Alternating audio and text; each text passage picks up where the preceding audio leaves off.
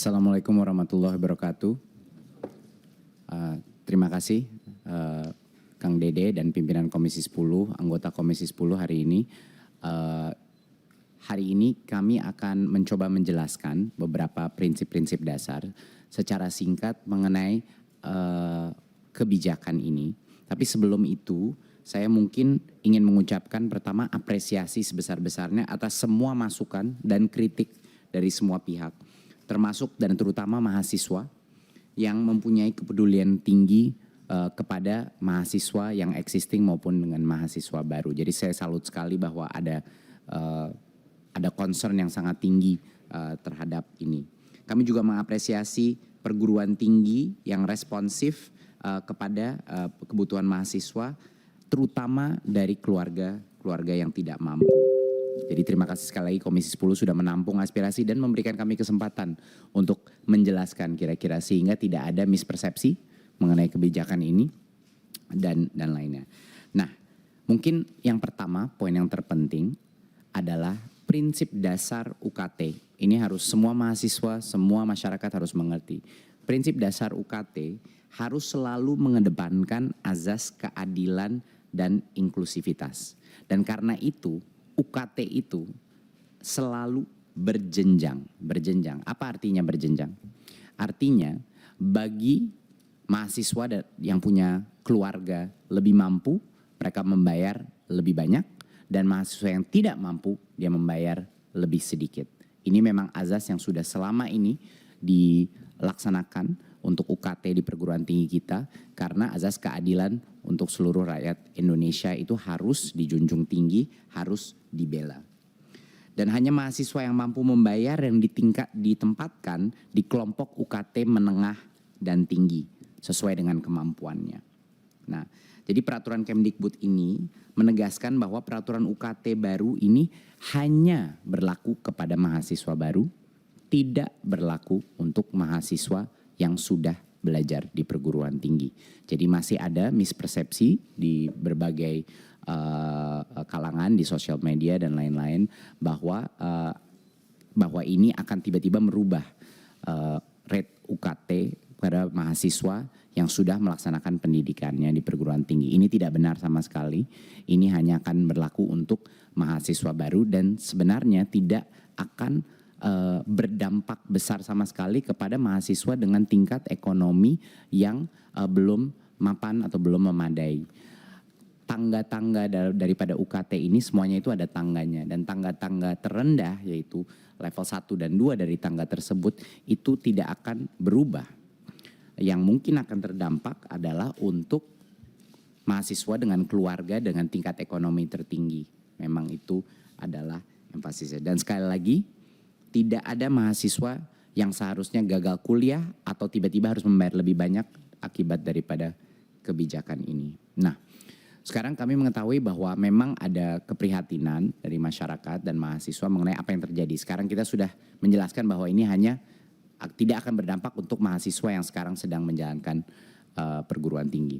Tapi apa ke depannya, beberapa hal yang kami akan komit dari Kemendikbudristek untuk mengurangi kecemasan di masyarakat. Yang pertama, menurut saya salah satu hal yang harus kita lakukan adalah memastikan bahwa universitas-universitas, terutama perguruan tinggi negeri, untuk memastikan Kemendikbud punya peran yang sangat kuat untuk memastikan kalaupun ada kenaikan harga, bahkan untuk tingkat atau tingkat ekonomi yang lebih tinggi, bahwa peningkatan itu rasional dan masuk akal. Jadi kami mendengar banyak desas-desus, ada lompatan-lompatan yang cukup fantastis ya. Tadi dari Komisi 10 terima kasih sudah memberikan. Dan saya berkomit beserta Kemendikbudristek untuk memastikan, karena tentunya harus ada rekomendasi dari kami, untuk memastikan bahwa lompatan-lompatan yang tidak masuk akal atau tidak rasional itu akan kami berhentikan. Ya, jadi kami akan memastikan bahwa kenaikan-kenaikan yang tidak wajar itu akan kami cek, kami evaluasi, kami assess, dan saya ingin meminta semua ketua perguruan tinggi dan prodi-prodi untuk memastikan bahwa kalaupun ada peningkatan harus rasional, harus masuk akal, dan tidak berburu-buru tergesa-gesa melakukan lompatan yang besar. Itu adalah komitmen pertama. Yang kedua adalah, dan ini komitmen bersama bukan hanya Kemendikbud, tapi juga Komisi 10. Harapan saya ini menjadi komitmen bersama bahwa dengan adanya kebijakan ini mendorong baik Komisi 10 maupun juga Kemdikbudristek untuk berjuang untuk meningkatkan KIPK untuk mahasiswa-mahasiswa yang dari tingkat ekonomi yang sangat membutuhkan. Yeah. Jadi sebenarnya kami selama ini tentunya KIPK itu sudah meningkat ya dari tahun ke tahun, dan banyak kebijakan kita yang malah memperbesar unit cost daripada KIPK sehingga bisa masuk prodi-prodi yang mungkin lebih mahal tapi yang dengan akreditasi yang tinggi. Kami akan terus berjuang untuk ini dan berjuang untuk meningkatkan total jumlah KIPK karena memang Bapak Ibu, situasi yang paling ideal, yang terbaik adalah tangga UKT dilaksanakan sehingga yang mampu membayar lebih banyak, yang tidak mampu membayar lebih sedikit. Dan untuk melaksanakan itu secara efektif, kita harus memastikan di bagian tangga paling rendah, yang paling tidak mampu, itu diberikan kesempatan melalui KIPK. Jadi komitmen kami adalah untuk berjuang ke kementerian-kementerian lain dan dan harapan kami Komisi 10 bergabung dengan kita untuk berjuang untuk meningkatkan anggaran KIPK sehingga kita memastikan bahwa yang tidak mampu masih bisa mengikuti perguruan tinggi. Itu mungkin beberapa poin besar yang ingin kami utarakan. Tentunya setelah ini Ibu Sekjen akan menjelaskan sedikit mengenai postur anggaran kita, di mana masih juga banyak sekali mispersepsi di masyarakat mengenai berapa sih anggaran yang dikontrol oleh Kemendikbudristek.